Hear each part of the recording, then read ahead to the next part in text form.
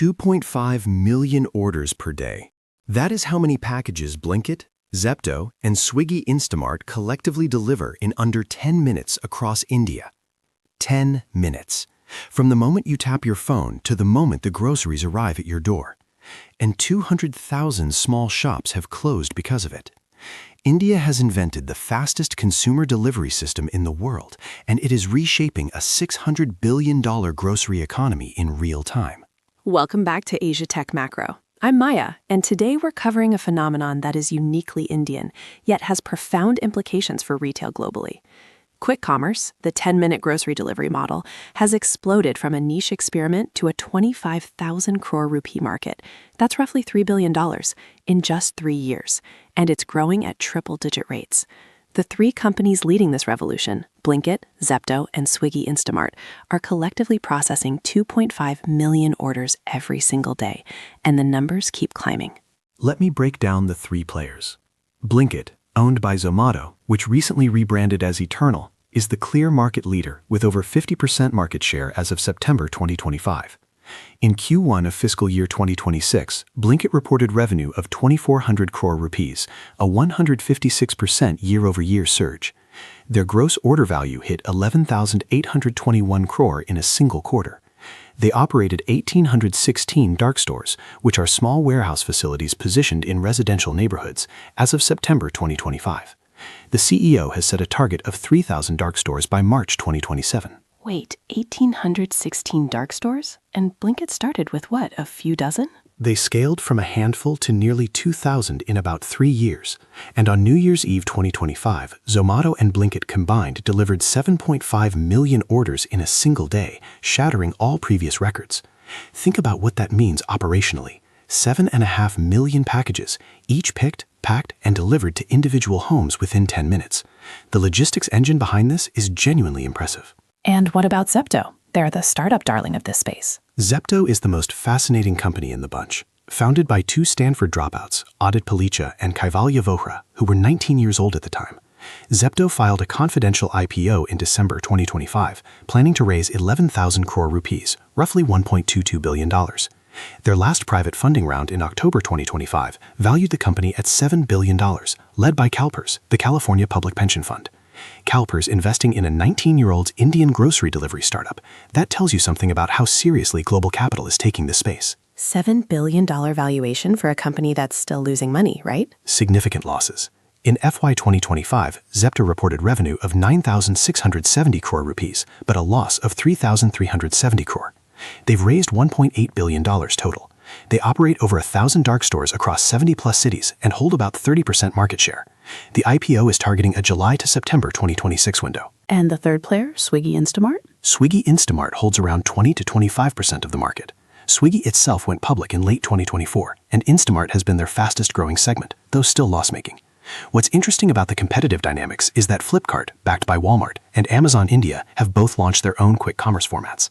Flipkart is burning cash to build out dark stores, targeting 1,000 by March 2026, but they only hit about 500 by the end of 2025. So the big e-commerce players are scrambling to catch up with the quick commerce natives. This is a market that went from essentially $0 to $3 billion in 3 years, with every major player piling in. I want to understand the human impact. You mentioned 200,000 shop closures. The kirana store story is where this gets really uncomfortable. India has roughly 12 million kirana stores, these tiny family-owned neighborhood shops that have been the backbone of Indian retail for generations.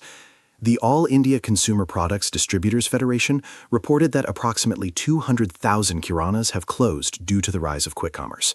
90,000 of those closures were in metro cities, 60,000 in Tier 1 cities, and 50,000 in Tier 2 and Tier 3 cities. 200,000 stores? That's families, livelihoods, communities. It's a massive social disruption, and the mechanism is straightforward. When a consumer can order from Blinkit and get delivery in 10 minutes, the walk to the neighborhood kirana becomes unnecessary. The convenience gap is devastating for small shops, especially for impulse purchases, which is exactly the category where kiranas used to have the strongest advantage. But here's the nuance. A Red Seer Strategy Consultants report from January 2026 found that kiranas still command 91% of India's total grocery market. That sounds reassuring, until you realize that the 9% being captured by organized retail and quick commerce is the highest margin, highest frequency urban consumer segment. So kiranas are losing the best customers, not all customers. Exactly. And the distributors who supply kiranas are in even worse shape. They can't recover dues from struggling kirana owners, and the entire distribution network that serves small Indian retail is under stress. It's a cascading problem. Quick commerce doesn't just disrupt the store. It disrupts the distributor, the wholesaler, and the entire supply chain that flows through traditional retail. Let me push back here. The economics of 10-minute deliveries seem deeply questionable.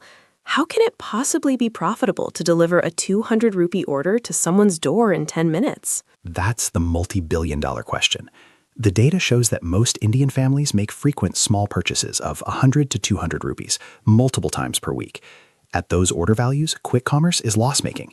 The break-even threshold is estimated at 500 to 750 rupees per order to cover dark store rent, delivery rider wages, and technology costs. Blinkit has been pushing average order values up by expanding into electronics, beauty products, and even alcohol in some cities. But the core grocery delivery economics remain challenging. So the entire industry is subsidized by venture capital right now? Largely, yes. Blinkit has the advantage of being owned by Eternal, which is profitable as a whole thanks to its food delivery business. But Zepto's losses of 3,370 crore in FY25 on revenue of 9,670 crore represent a loss margin of about 35%. They're raising 1.22 billion through the IPO, partly to fund continued losses. The critical question is whether quick commerce follows the same path as ride-hailing, where companies burned cash for a decade before some reach profitability, or whether it's structurally unprofitable. That reminds me of the food delivery wars that we saw play out in China with Meituan and LALA. Massive subsidies, market share battles, and eventually the survivors reached scale economics. The Meituan parallel is instructive. Meituan burned through billions, but eventually achieved profitability by becoming the dominant platform and expanding into adjacent services, travel, hotel booking, group buying. Blinkit is following a similar playbook, using Eternal's existing food delivery network and customer base to cross-sell quick commerce.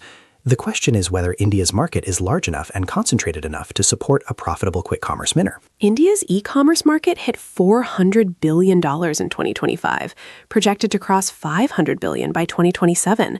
That's massive. But the unit economics of the last-mile delivery in India, with traffic congestion, extreme heat, and a fragmented address system, are fundamentally harder than in China or the US. And there's a regulatory dimension that's emerging. India's Confederation of All India Traders, KIAT, has been lobbying aggressively against quick commerce platforms, arguing that the deep discounts, sometimes 75 to 80% off, are predatory pricing designed to eliminate small retailers. They've pushed for regulations similar to what India applied to e-commerce foreign direct investment rules. If the government imposes significant restrictions on how quick commerce operates, the growth trajectory could change dramatically. Contrarian corner. The consensus view is pretty binary. Bulls say quick commerce is the future of Indian retail, pointing to triple-digit growth, massive consumer adoption, and the inevitable shift to convenience. Bears say it's a venture-funded bubble with terrible unit economics that will eventually collapse when the capital dries up. Alex, what's the view that neither side is considering? The contrarian thesis is this. Quick commerce might not kill kiranas or replace e-commerce. It might accidentally create the infrastructure that makes India's entire retail economy more efficient. And here's my logic. The 12 million kiranas in India have always had a massive problem. They can't access supply chain technology, they can't do inventory management, and they have no data on their customers. But the dark store network that Blinkit, Zepto, and Instamart are building is essentially a distributed warehousing system across every Indian neighborhood. You're saying the dark stores themselves are the valuable asset, not the 10-minute delivery? Think about it. Blinkit alone has 1,800 dark stores. Each one is a micro-warehouse with inventory tracking, cold chain capability, and real-time demand data. What if 5 years from now, these companies pivot from competing with kiranas to partnering with them? Use the dark store network as a supply hub for kiranas, providing inventory management, delivery logistics, and consumer data. That turns quick commerce from a disruptor into an enabler. Huh, that's actually a really interesting angle. So instead of last-mile delivery to consumers, they become first-mile logistics for small retailers? Exactly. And there's precedent. ONDC, India's government-backed open network for digital commerce, is designed to create a shared logistics layer that any retailer can plug into. If quick commerce platforms integrate with ONDC and start serving kiranas as supply chain partners rather than competitors, the 200,000 stores that closed might be partially offset by the millions that become more efficient. Okay, but devil's advocate. Why would Blinkit or Zepto voluntarily reduce their consumer delivery business to serve kiranas? The margins on enabling small retailers would be much lower. Fair point. The incentive would come from regulation. If India's government, under pressure from CAIT and the broader small trader lobby, restricts deep discounting or imposes FDI-style rules on quick commerce, the platforms would need alternative revenue streams. B2B supply chain services for kiranas would be the natural pivot. India has a pattern of regulating tech platforms in ways that force them to accommodate the existing ecosystem. We saw it with e-commerce FDI rules that prevented Amazon and Flipkart from selling their own inventory. A similar regulatory evolution in quick commerce is plausible. There's another dimension I want to raise, the labor implications. Quick commerce employs hundreds of thousands of delivery riders, many of them gig workers without formal benefits. What's the working conditions debate look like? It's intensifying. Delivery riders in Indian quick commerce face extreme pressure. The 10-minute delivery promise means riders are navigating India's chaotic traffic at high speed in extreme heat with minimal margin for error. There have been rider fatalities that drew public attention. The government is considering gig worker protection legislation that would mandate minimum insurance, accident coverage, and potentially minimum earnings guarantees. If gig worker costs go up significantly, that further pressures the already negative unit economics. That's the bind. Every regulatory intervention that addresses legitimate social concerns, worker protection, fair competition with kiranas, data privacy, also increases the cost base for platforms that are already losing money. Zepto's IPO prospectus will be fascinating to read because they'll need to address these risks while telling a growth story that justifies a $7 to $8 billion valuation. It reminds me of the grab and go-to trajectories in Southeast Asia. Years of losses, regulatory battles, and eventually the survivors found a path to profitability. But it took much longer and was much more painful than anyone projected. And Grab only became profitable in 2025, nearly a decade after its Series A. If Blinkit and Zepto follow a similar timeline, we're looking at a long runway of losses before the economics work. The question is whether public market investors, who'll price the Zepto IPO, have the patience for that timeline. Action items. Given Taiwan's K-shaped reality, what should investors and business professionals actually track? 3 specific actions. First, monitor Taiwan's energy infrastructure developments as the most underappreciated variable affecting the global semiconductor supply chain. The government's renewable energy target of 20% by end of 2026 is the immediate benchmark. If they hit it, it signals credible progress towards supporting growing semiconductor power demand. If they miss it again, as they missed the 2025 target, it validates the concern that Taiwan's grid cannot support continued fab expansion. Track Taipower's capacity addition announcements, any policy reversals on nuclear energy, and LNG terminal construction timelines. The Atlantic Council and Global Taiwan Institute publish regular analyses on this topic. Any announcement of TSMC investing in power generation infrastructure itself, which they've already started doing with solar installations at fab sites, is a signal that the company doesn't trust the national grid. Second, watch the gap between Taiwan's tech sector employment and traditional sector employment as a leading indicator of social stability. The Ministry of Labor's furlough data, which showed over 6,000 workers on furlough in September 2025, is published monthly. A rising trend in furloughs, particularly in machinery, textiles, and small manufacturing, signals that the K-shape is worsening. Cross-reference this with the government's plans for 1 million social housing units by 2032 and any new affordability measures.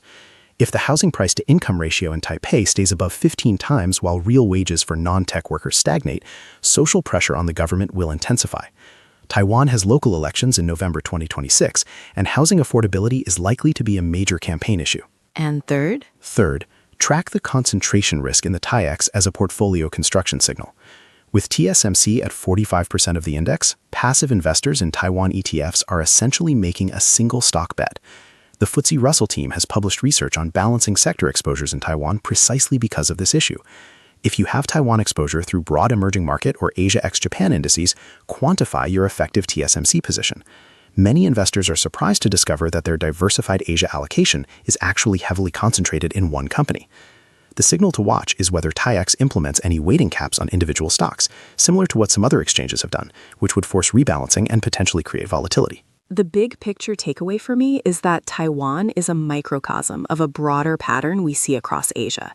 Incredible top-line growth driven by the AI and semiconductor boom, but with the benefits concentrated in a narrow slice of the economy, while the majority faces stagnant wages, unaffordable housing, and structural challenges that the headline GDP numbers completely obscure. And what makes Taiwan's case uniquely important is the geopolitical dimension. This isn't just an inequality story, it's a national security story. The concentration that creates the K-shape is the same concentration that creates the silicon shield. Taiwan's leaders have to simultaneously maintain semiconductor dominance, solve an energy crisis, address a housing catastrophe, and navigate the most dangerous military standoff in Asia, all while 45% of the stock market is in one company. That's an impossible balancing act. It might be. And the question of whether Taiwan can pull it off has implications far beyond its 23 million citizens. If Taiwan's silicon shield holds, the global AI boom continues on its current trajectory. If it cracks through energy failure, social unrest, or geopolitical escalation, every technology company on Earth has a problem. And if you want the full data breakdown, the energy analysis, the housing affordability numbers, and the TSMC concentration data, we publish a free daily newsletter at asiatechmacro.substack.com. Everything we discussed today is in there with sources and charts. Coming up next, we're going to examine how Asian central banks are navigating the dollar strength dilemma. The BOJ, RBI, Bank of Korea, and Bank Indonesia are all making very different bets on interest rates and currency management. The divergence is creating opportunities and risks across every asset class. That's going to be a really important one. Thanks, everyone. Stay data-driven. Bye.